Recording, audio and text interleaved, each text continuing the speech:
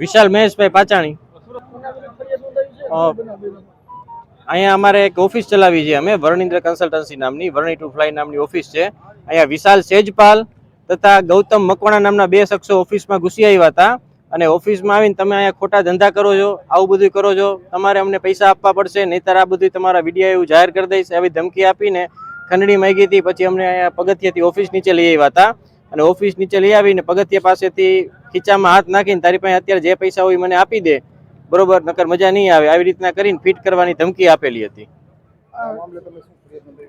આ મામલે એમને એક ખંડણી માગવા માટેની અને પછી અમારે અહીંયા માર મારીને, બે લાફા મારીને ખીચામાંથી પૈસા કાઢી નાખવાની એ ફરિયાદ નોંધાવેલી છે।